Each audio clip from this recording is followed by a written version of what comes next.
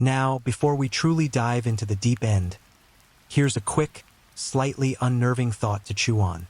In the past year, we've noticed a peculiar trend. A staggering 82% of listeners who finished this exact compilation reported waking up at precisely 3:07 a.m. Not 4, not 2, but 3:07.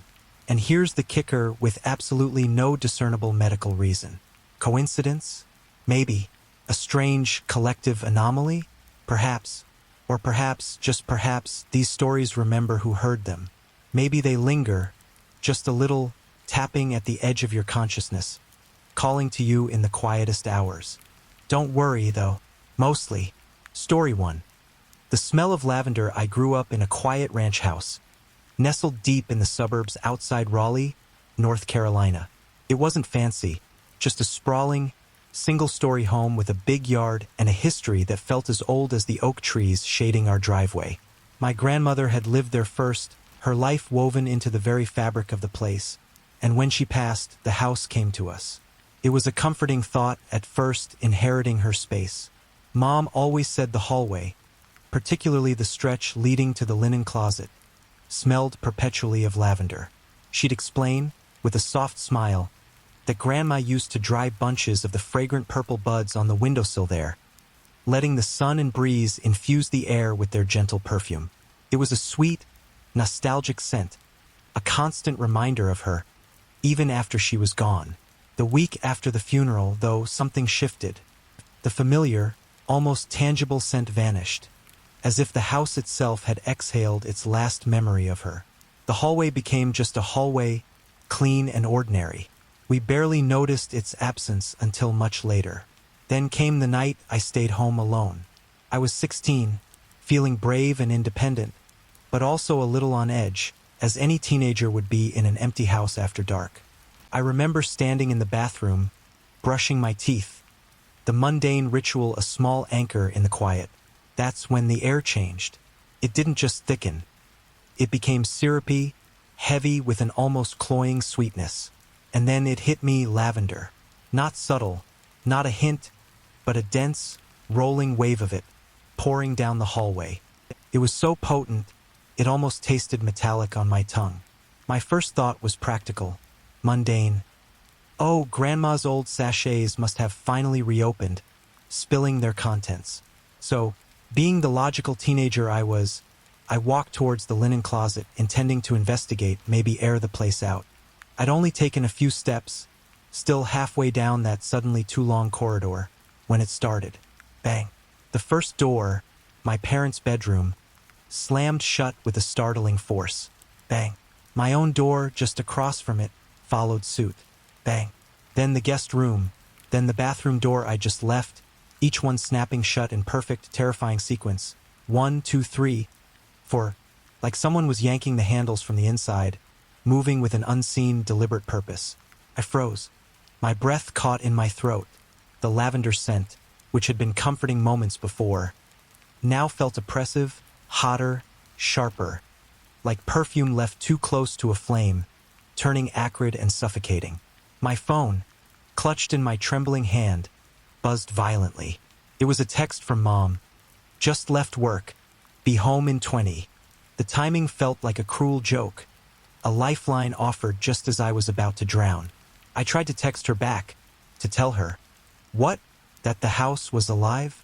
That Grandma's ghost was slamming doors? My thumb shook so hard I misspelled every single word. A garbled message of love and terror. Then, from above, the attic fan clicked on. Our attic fan. It hadn't worked since I was 8 years old. A broken, dusty relic that was just part of the house's scenery. The sudden whirring sound was deafening in the silence, and the dangling pull cord, long forgotten, began to swing. It tapped against the metal grate in a slow, rhythmic pattern that, horrifyingly, matched the frantic beat of my own pulse. The cloying lavender scent, already sharp, now twisted, sickeningly, into something else entirely. It turned to rot, a sudden sour stench that made my stomach churn. I stumbled backward, away from the hallway, away from the attic access, retreating into the living room. Just as I reached the center of the room, Every single light bulb in the ceiling burst above me. Pop, pop, pop, one after another, glass raining down like ice, glittering shards scattering across the carpet. The house plunged into absolute blackness, broken only by the faint, eerie green glow of the digital clock on the old DVD player. 3:07 a.m. I don't remember the next 20 minutes, not really. It's a blur of primal fear, a sensory overload that my mind simply couldn't process. The next thing I truly recall, Mom found me on the porch at dawn, curled into a ball, teeth chattering uncontrollably, repeating one phrase over and over like a broken record. She's still here. She's still here. We moved 3 weeks later. The house sold quickly, of course, because it was a good house in a good neighborhood. But it wasn't good for us anymore. The new owners called last month. Their voice was hesitant, almost apologetic. They mentioned a strange occurrence.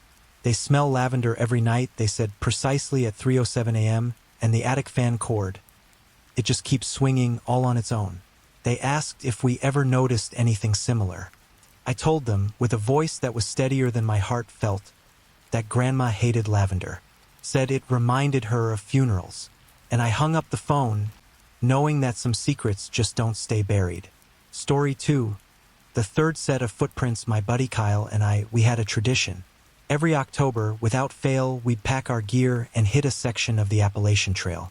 It's not just a path. It's a living, breathing entity. A winding ribbon of wilderness stretching over 2,000 miles from Georgia to Maine. We loved the solitude it offered. The crisp, earthy smell of fallen leaves underfoot. The way your breath would plume out like ghosts in the cold dawn air. It was our escape, our reset button. One year, though, the trail decided to give us more than just solitude. A fog rolled in, thick and all-encompassing, like the world had been swallowed by a cloud. For 3 days, we walked inside that milky white veil, visibility barely more than a few feet. The sounds muffled, the familiar landmarks erased. It was disorienting, isolating, and honestly, a little unnerving. On the 4th morning, we broke camp early, before sunrise even thought about cracking the horizon. Eager to put some miles behind us and hopefully hike out of the soup, we hoisted our packs, heavy with damp gear, and set off. Kyle, being the natural leader, took point, his headlamp a bobbing beacon in the gloom. I followed about 10 yards back, a habit we developed so our footsteps wouldn't sync up and annoy each other.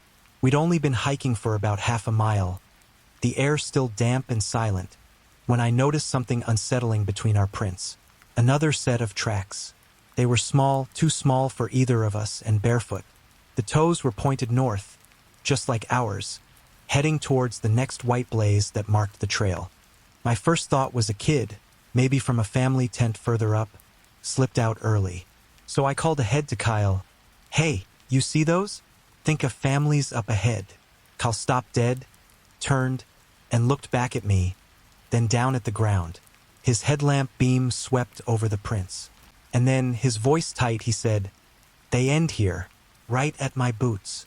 My blood ran cold. I hurried forward, shining my own headlamp wider. He was right. Those small, barefoot prints appeared from nowhere, distinct and clear in the damp earth, and then vanished just as abruptly right where Kyle's heavy hiking boots began. No tracks leading away, no sign of anyone else. They had simply materialized. We stood there for a long moment, the fog pressing in, the silence suddenly heavy with an unspoken question.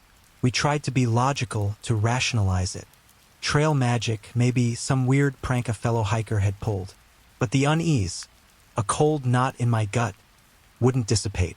We kept hiking, the silence between us stretched thin, our glances darting to the ground. Around noon, we reached one of the lean-to shelters, a welcome sight, usually a place for respite and camaraderie. This time it felt different, etched deeply into the log wall, as if with a sharp tool, were the words, "She follows the lonely ones," and beneath them, a tiny, almost impossibly perfect handprint, made of ash. Kyle, ever the skeptic, rubbed at it with his thumb. It didn't smear. It was fixed, indelible, as if burned into the wood itself. The words seemed to hum in the damp air. That night, we hung our food bags extra high, secured our tent tighter than ever, and tried to convince ourselves it was all just a series of odd coincidences. But sleep wouldn't come easy. At precisely 2:13 a.m., I jolted awake. Something was pressing against my sleeping bag, not from above, but from underneath the tent floor. It was sliding, slowly, deliberately, along the entire length of my body, from my feet to my head, like a small hand searching through pockets. I screamed, a raw, involuntary sound. Kyle screamed too, a half-choked gasp of terror from his side of the tent. The pressure lifted instantly. We scrambled for our headlamps, fumbling in the dark, our hearts hammering against our ribs. We tore open the tent flap, shining our lights frantically into the surrounding woods. Nothing. No footprints. No disturbed leaves. Just the silent, impenetrable fog. But when we looked back inside, our cookware, which we'd left scattered by the tent stakes, was now stacked into a neat, impossible pyramid, perfectly balanced on a single trekking pole. A trekking pole, mind you, that neither of us had packed for the trip. We didn't wait for sunrise. We hiked out by moonlight, the fog still clinging, the silence now a deafening roar in our ears. We moved fast, driven by a fear that felt ancient and absolute, not stopping until we reached the trailhead. When I got home, I stripped off all my gear, tossed it unceremoniously into the garage, and tried to forget the entire trip for years. It was too much, too inexplicable. Last fall, a decade later, an envelope arrived from Kyle. Inside was a photo he'd just had developed from October 2009, the morning with the fog, just before we saw the footprints. Between us, in the middle of the trail, stands a little girl. She's in a white dress, her face blurred, indistinct, but her feet are bare. I never saw her take the picture. I never saw her at all. And Kyle? He says that every October, around the same time, a single white leaf appears on his kitchen counter. No address, no stamp, just there. He stopped hiking alone after that. So did I. Story 3. The voicemail working nights at a hospital in Portland, Oregon truly grinds you down. The fluorescent lights hum a perpetual, weary song. The air smells of antiseptic and quiet despair, and exhaustion becomes a permanent state of being. You learn to function on autopilot, to push through the long hours, to compartmentalize the intense moments of life and death that unfold around you. One particularly brutal winter shift, my phone buzzed in my pocket. I pulled it out, bleary-eyed, and saw a notification. New voicemail from your own number. My own number? That's impossible, right? My first thought was that I was just too tired, that my eyes were playing tricks on me, or that it was some weird glitch in the system. But the notification persisted. I was too utterly drained to question it much further, so I just tucked the phone away, planning to deal with the bizarre anomaly on my break. When I finally got a moment to myself, huddled in the staff lounge with a lukewarm coffee, I played the message. The sound that came through the tinny speaker was my voice, but it was shaky, strained, barely a whisper. The words were a desperate plea. Don't go home. Lock the doors. Stay inside. Then a click. The voicemail ended. My blood ran cold. The timestamp flashed. 4:46 a.m. The exact moment, I realized with a jolt that I had been knee-deep in a code blue, fighting to resuscitate a patient in emergency. I certainly didn't remember making any call, let alone one to myself. I drove home at 8 that morning, the short commute feeling like an eternity. Every shadow seemed to stretch, every familiar street corner felt alien. I was jittery, my mind racing, trying to convince myself it was just some elaborate phone spoofing, a prank gone wrong, anything but what my gut was screaming. I pulled into my driveway, heart pounding, and fumbled with my house key. It slid into the lock, but wouldn't turn. It was already open. The deadbolt, the one I always triple-checked, was unlocked. A wave of dread washed over me. I pushed the door open, slowly, cautiously. Inside, my quiet, orderly house was a scene of unsettling chaos. Every single cabinet door in the kitchen and living room gaped open, as if someone had ransacked them in a hurry. The couch cushions weren't just disarranged. They stood upright, leaning against the back of the sofa like a row of miniature tombstones.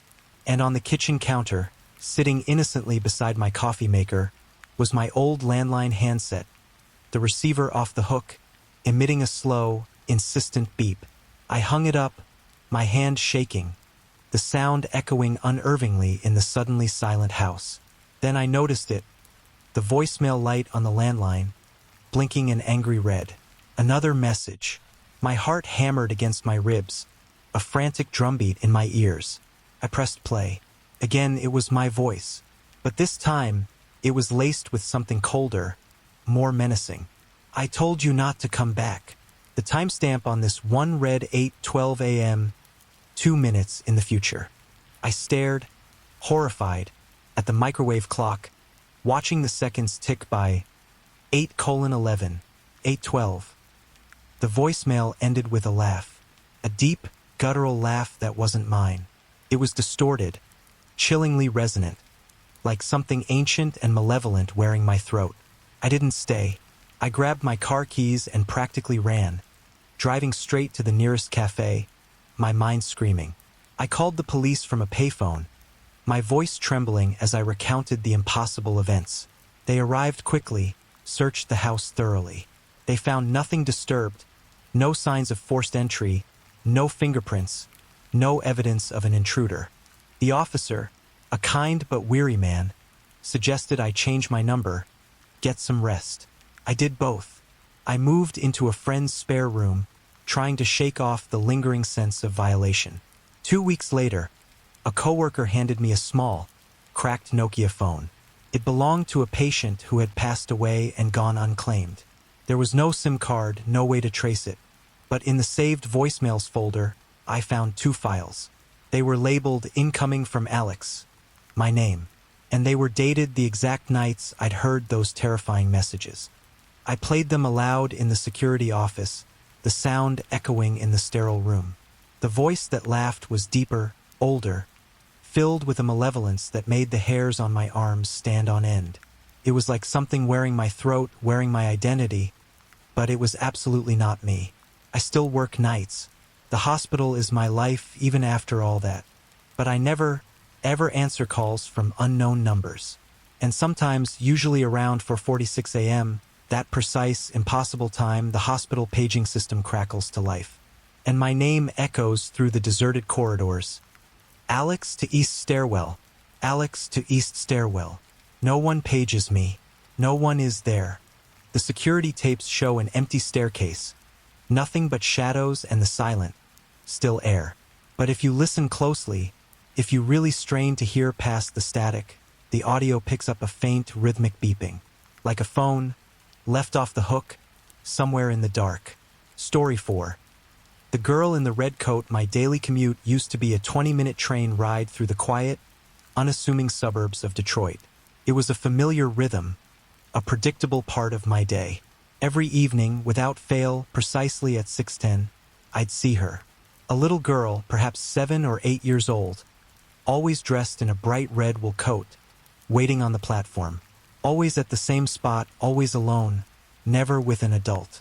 She'd stand there, perfectly still, staring intently at the train windows as we pulled in, but she never boarded.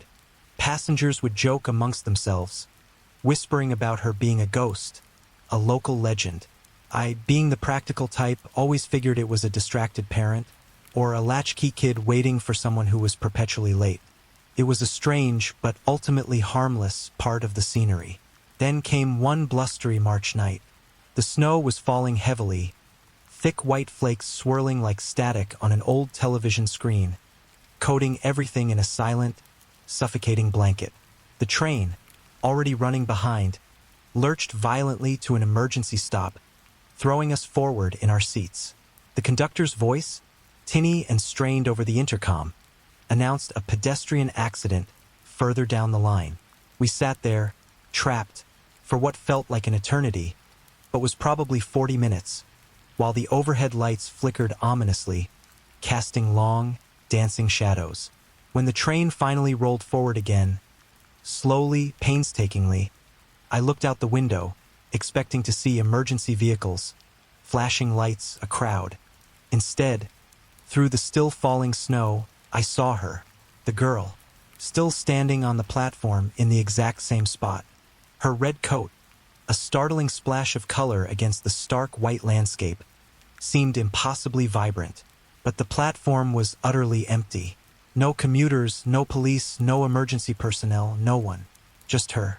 I blinked, rubbing my eyes, trying to clear the snow and the surreal feeling from my vision.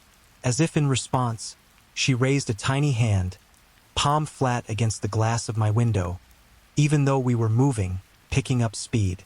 Her lips moved, forming a silent, desperate plea. "Help me." My heart hammered. I mouthed back, "Where?" She didn't speak, but pointed a small, gloved hand directly behind me, into the train car. I spun around, my breath catching in my throat. Nothing, just the rows of oblivious passengers, heads bowed over their phones, lost in their own worlds, completely unaware of the chilling tableau unfolding just outside their periphery. When I faced the window again, she was gone from the platform. But she wasn't gone. She was inside the train, standing in the aisle, just a few feet from my seat. Her red coat was still bright, but it was dripping snowmelt, a small puddle forming around her feet that impossibly never touched the floor. It shimmered, suspended, just above the linoleum. Passengers continued scrolling, chatting softly, utterly oblivious to the small, spectral figure standing among them. She reached out to me, her small fingers extending. They were bone-white, translucent, and I could feel the icy cold emanating from them even before she touched me. I jerked away, a gasp escaping my lips, my heart slamming against my ribs. Then, without warning, the lights cut out. Total, absolute blackness. The train plunged into silence. The only sound the gentle rocking of the cars and the frantic pounding of my own pulse. And from the darkness, a child's voice, sweet but laced with an unbearable sorrow, whispered directly into my ear, "You forgot me." The lights snapped back on, blindingly bright. The girl was gone, and so was my backpack, which had been resting on the seat beside me. The conductor, oblivious, came by to collect fares. Shaken, I told him I'd been robbed. He merely shrugged, advised me to file a report, and moved on. At the final station, I spoke to security. They reviewed the footage. It showed me boarding alone, placing my bag on the seat, and then, inexplicably, calmly handing it to thin air. No girl, no red coat, nothing. That night, still reeling, I checked the local news archives. 10 years earlier, a 7-year-old girl named Lily Monroe had vanished from that very platform, wearing a distinctive red coat. She was never found. I switched to driving after that, couldn't bring myself to step onto a train again. But still, every time it snows, my car wipers smear a streak of vivid red across the windshield, like a wool coat brushing against the glass. I blink and it's gone, and I keep an old, child-sized mitten in my glove box now. It's made of red wool, and I don't remember putting it there. Story 5. The mannequin in the window. I used to manage a small, dusty thrift store in Tucson, Arizona. It was the kind of place where forgotten treasures and forgotten junk lived side by side, filled with the faint, mingled scent of mothballs and old books. One sweltering afternoon, a donor pulled up in a beat-up pickup truck and dropped off a life-sized male mannequin. He was old, a classic 1940s style, with a smooth, almost porcelain head that had a delicate crack running along the hairline, like a spiderweb etched into his forehead. We dressed him in a slightly ill-fitting, but still charming vintage tux, named him Mr. Dapper, and parked him by the front register. Kids loved him, giggling and pointing, and surprisingly, sales went up. He was a quirky, silent mascot. My routine was pretty standard. Close up alone, circle the aisles, straighten the racks, set the alarm. But after a few weeks, things started getting weird. Every morning, without fail, Mr. Dapper would be facing a different direction. His head might be tilted towards the door, or he'd be gazing out the window, or sometimes he'd be staring directly at the ceiling. I blamed my coworkers, of course. Figured they were pranking me, having a bit of fun. Then the whistling started. 3 soft, distinct notes descending, like a bird call, only much more eerie, always after closing. I'd be in the back room, counting the till, and hear it drift from the front of the store. The first few times, I dismissed it as the building settling, or maybe a draft playing tricks. But it became regular. Store cameras recorded only me walking around, locking up, performing my closing duties. But the audio caught the whistle every single time. It was faint, but undeniably there, a ghostly musical presence. The whistling, combined with Mr. Dapper's nightly migrations, began to seriously unnerve me. I decided to move him. I hauled his heavy, unyielding form to the back room, tucked him away behind a stack of old furniture, out of sight, out of mind. Or so I thought. The very next morning, when I unlocked the store, there he was, standing at the glass entrance again, tucks dusty from his brief exile, his cracked porcelain head tilted ever so slightly towards the security camera, as if posing for a photograph. My heart was thumping. I immediately reviewed the footage from the previous night. At precisely 2:59 a.m., the lights in the back room flickered on by themselves. Then, the heavy backroom door, which I had definitely locked, slowly, silently swung open. And then Mr. Dapper, on his wheeled base, rolled into view. He moved with a smooth, fluid motion, without a single visible push, gliding perfectly centered into his usual spot by the front register. The lights clicked off. There was no one, just him. I couldn't take it anymore. I donated him to a local theater troupe, hoping that a change of scenery and a constant human presence would solve the problem. They were thrilled, said he was perfect for their period piece. But they returned him within a week, looking pale and shaken. He moved during rehearsal, they claimed, once even toppling into the orchestra pit, narrowly missing a violinist. They swore they saw him turn his head, his glass eyes following them. I didn't bother trying to donate him again. I hauled him, with immense effort, to the city dump, making sure he was buried deep under a mountain of refuse. I watched the bulldozer cover him, feeling a profound sense of relief. That night, closing up the thrift store, the familiar 3-note whistle drifted from the front. My blood ran cold. I walked out, slowly, dread pooling in my gut.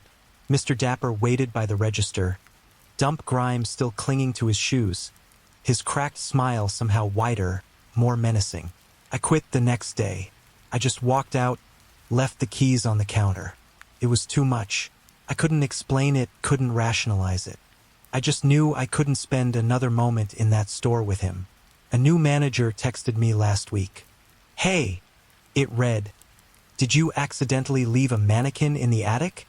We don't have an attic, but there's something up there." My stomach dropped.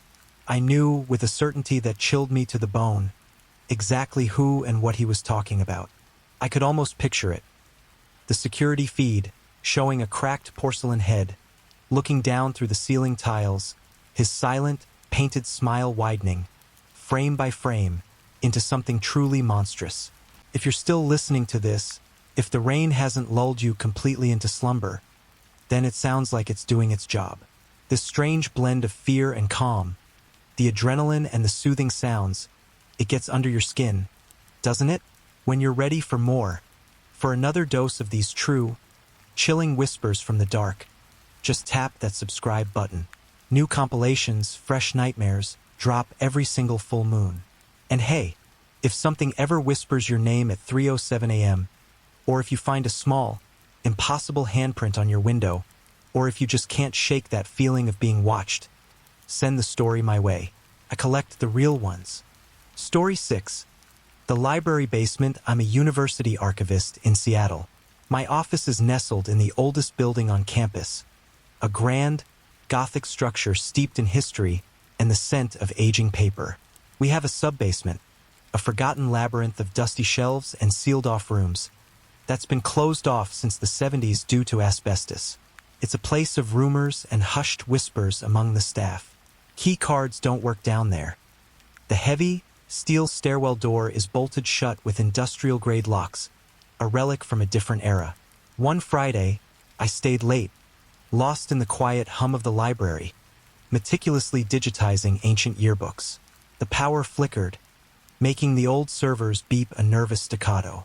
The sudden, jarring noises broke my concentration, so I wandered through the towering stacks, seeking a moment of silence. That's when I heard it. A rhythmic sound, soft but insistent. Sh-thump, sh-thump, like pages being turned, one after another, in a steady, almost deliberate cadence. It was coming from the floor grate near the bolted stairwell door. A grate I hadn't even noticed before. Curiosity, that dangerous human trait, won out over caution. I knelt down, pried the heavy grate open with a grunt, and shone my phone's flashlight into the abyss below. Total inky dark, but the air that wafted up was distinct.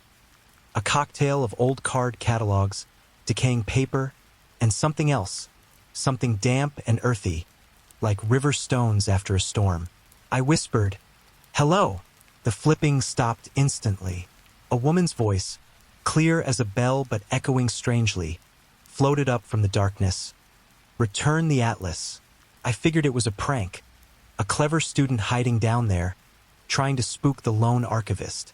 Annoyed, I slammed the grate back into place and stomped back to my desk, muttering about the lack of respect for historical preservation.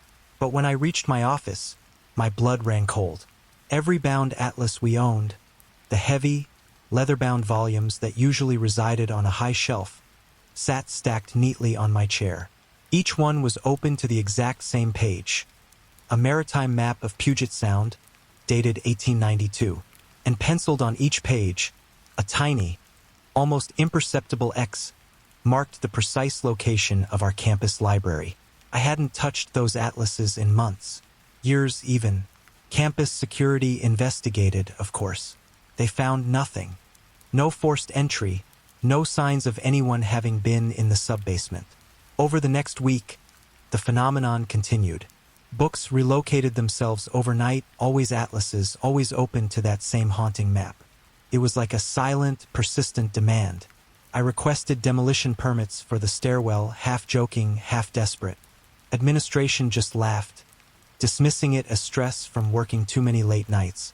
On the final night before winter break, I decided I wasn't leaving until I had answers. I hid after locking up, phone recording, determined to capture whatever was happening. At 1:44 a.m., the grate near the stairwell lifted. Slowly, silently, my breath hitched. A woman climbed out. She wore a navy dress, a classic 1940s style, simple but elegant, the fabric clinging slightly, as if damp. Her hair was wet, plastered to her head, and her shoes were soaked, leaving faint, evaporating prints on the polished floor. She carried no flashlight, yet she moved with an unnerving confidence, like she'd memorized every shelf, every aisle. She walked directly to the atlas section, slid one of the heavy volumes under her arm, and then, without looking at me, whispered, "He's still down there." Then she walked towards the bolted stairwell door. I followed, phone still recording, my hand trembling so hard I almost dropped it. She placed her palm flat against the rusted bolt. It slid open, silently, without a sound, without a touch, as if responding to an unseen command. A wave of bone-chilling cold rolled out from the opening, carrying with it that distinct scent of river stones and rain. She stepped inside, into the absolute darkness, and vanished.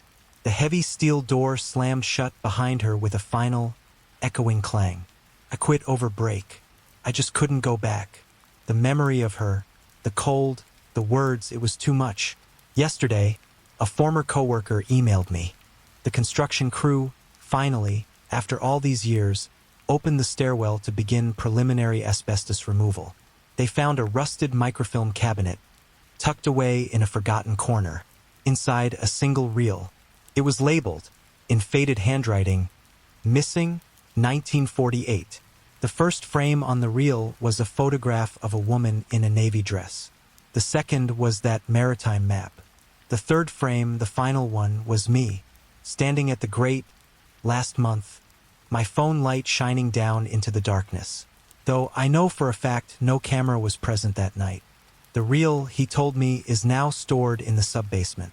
The door rebolted, and he warned me if I ever check it out, the atlas will already be open on my desk. Story 7.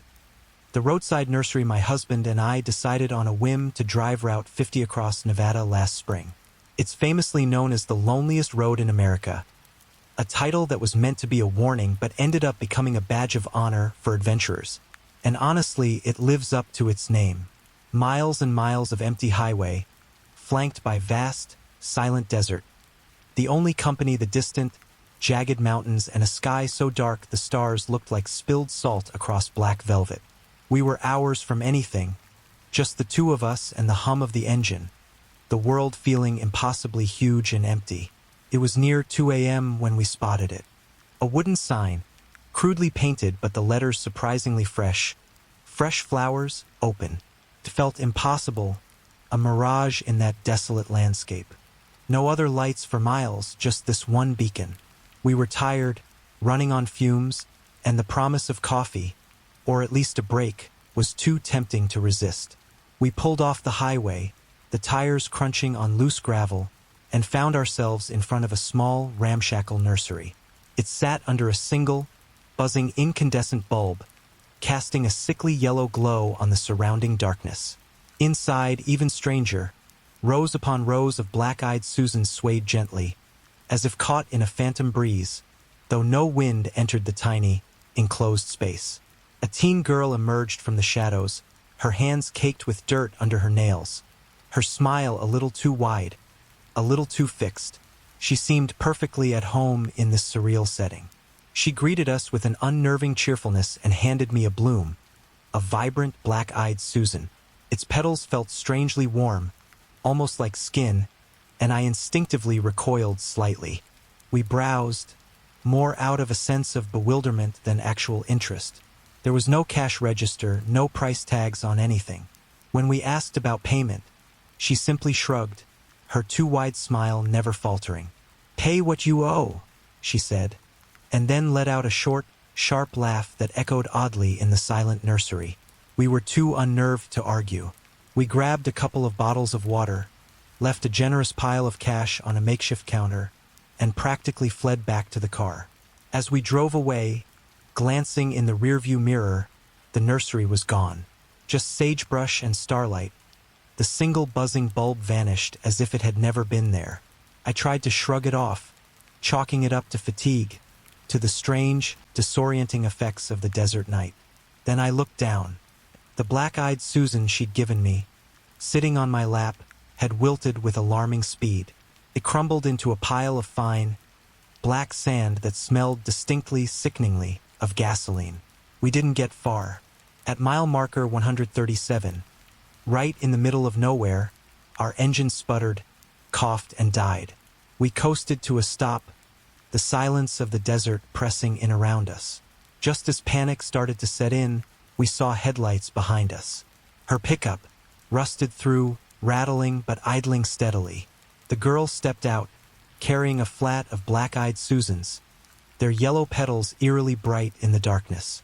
She waved, that too wide smile still plastered on her face. My husband, his face pale, frantically locked the car doors. She walked up to my window, tapped a long, dirt-streaked finger against the glass. "You forgot to pay," she said, her voice soft but insistent. We offered her more money, desperate. She shook her head, slowly, deliberately. Then, she pressed one of the black-eyed Susans against the window, right where her finger had been. It left an oily, dark print on the glass, perfectly shaped like a child's hand. Just then, our engine coughed back to life on its own. We didn't hesitate. My husband floored it, the tires spitting gravel. We sped away, watching her truck shrink in the rearview mirror. She followed, her headlights flickering erratically, sometimes appearing right behind us, sometimes fading into the vast darkness, only to reappear closer than before. At the state line, just as we thought we were safe, her truck veered sharply off the highway, disappearing into the dark, featureless desert as abruptly as the nursery had. Police later confirmed what we already suspected. No structures exist for 100 miles in that area. No nursery, no permits, nothing. It was as if it had been conjured from the sand itself. We still find sand in our back seat sometimes, inexplicably damp, always reeking faintly of gasoline. And every black-eyed Susan we pass on hikes, every single one, turns its dark center towards us, its yellow petals trembling, like tiny, knowing mouths remembering our names. The rain keeps falling, doesn't it? Steady and soft, like a secret being whispered across the roof of the world. It's a strange thing, this comfort we find in the contrast, the chilling whispers of true fear, softened by the soothing, insistent rhythm of the storm. If you drift off before the last drop has fallen, before the final echo of these tales fades, don't worry. The stories, these little fragments of the unexplained, they'll tuck themselves in beside you, quiet as shadows. And if you happen to wake at 3:07, that uncanny hour when the veil feels thinnest, listen close. Maybe, just maybe, you'll hear the next chapter forming, a faint rustle in the patter on the roof, a whisper just beyond the edge of sleep. Until then, stay heavy with slumber, stay light with dreams, and let the storm do the watching. Good night.